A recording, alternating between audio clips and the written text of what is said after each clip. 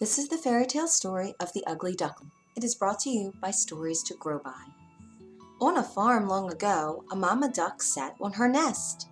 "How long must I wait for my babies to hatch?" she said.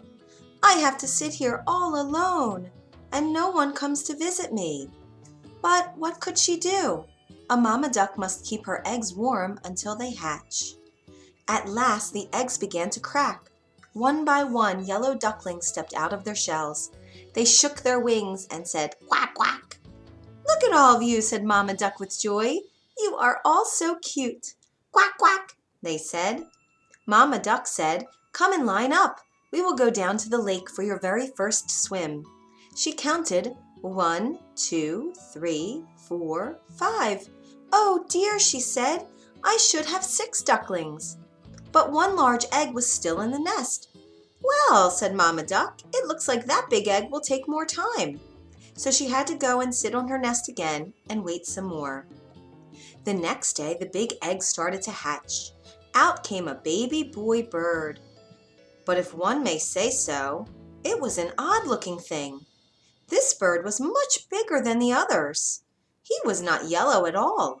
He was dark gray from his head to his feet, and he walked with a funny little wobble. One of the yellow ducklings pointed. "What is that? He cannot be one of us." "I have never seen such an ugly duckling," said another. "How can you say such a thing?" said Mama Duck in her stern voice. "You are only 1 day old. Your brother hatched from the very same nest as you did. Now line up. We will go to the lake for your very first swim." Yet the other ducklings quacked, "Ugly, ugly, ugly." The ugly duckling did not know why the other ducklings were yelling at him. He took the last spot in line. Each yellow duck jumped in the river and swam behind Mama Duck. When it was his turn, the ugly duckling jumped in and started to paddle too. "At least he can swim," Mama Duck said to herself.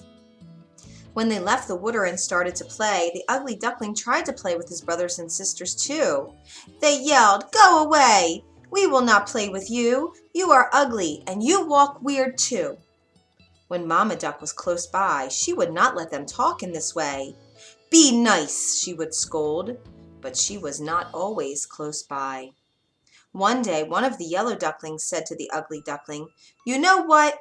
You would do us a big favor if you just went away from here." All of them started to quack, "Get out, get out, get out." "Why won't they let me stay here?" said the ugly duckling to himself. He hung his head down low. "Oh, they are right. I should go." That night the ugly duckling flew over the farmyard fence. He flew till he landed on the other side of the lake. There he met 2 grown-up ducks. "Can I please stay here for a while?" said the ugly duckling.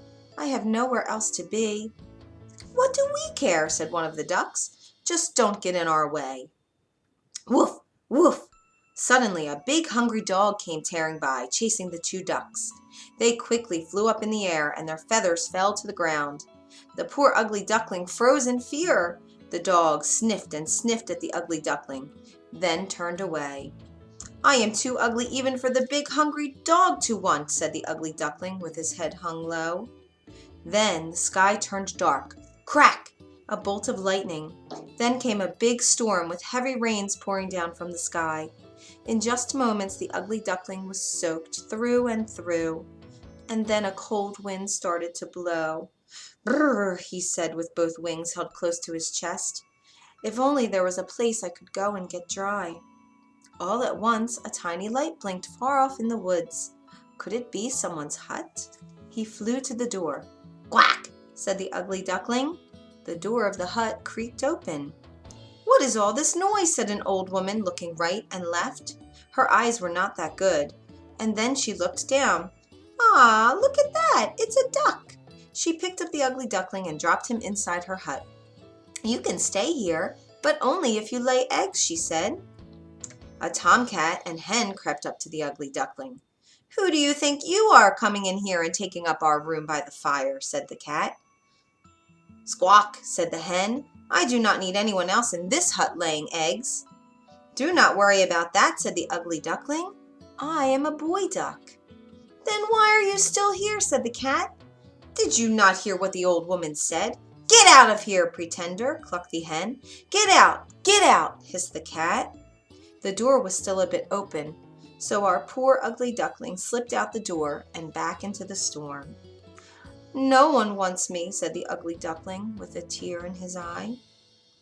The storm ended. Soon he found a new lake. Looking into the water, the ugly duckling saw the reflection of a flock of large white birds flying overhead. He looked and could not believe what he saw. There above him were the most beautiful birds he had ever seen.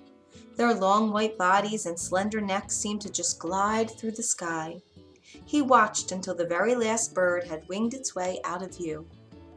He stayed at the lake all by himself, and time passed. The leaves of the trees turned deep red and gold, and then the leaves fell to the ground. Winter came, setting a blanket of white snow all over. The cold wind and the dark clouds made the ugly duckling feel even more sad.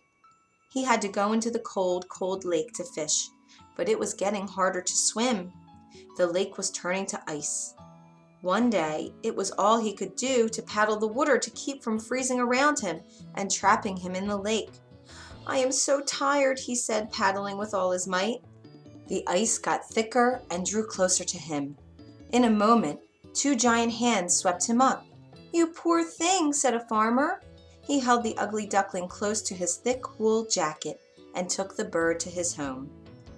Never was a warm fireplace more welcome. For the rest of the winter, the farmer cared for the ugly duckling. Then spring came. Tips of green covered the trees. Short, bright flowers popped up from the ground.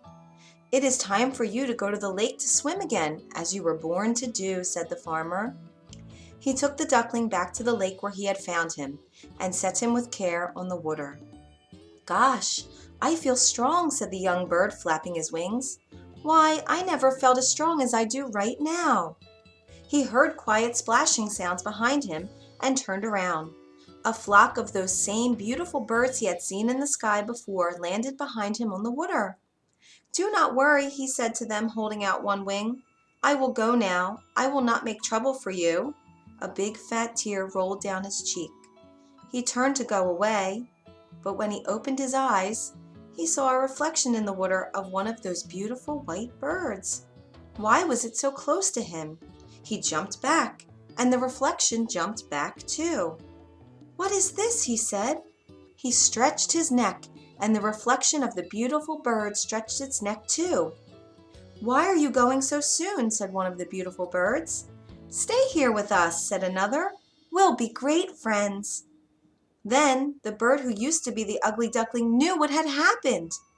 He was no longer an ugly gray bird that wobbled when it walked. At one moment, all the swans flapped their wings and took off into the sky. "Come with us," one called back. "Take the lead." So he flapped his wings fast and took his place in front of the whole flock. All his new friends flapped their wings behind him. "Say," he said, gliding and dipping through the sky as he sped on, "who's an ugly duckling now? Surely not I."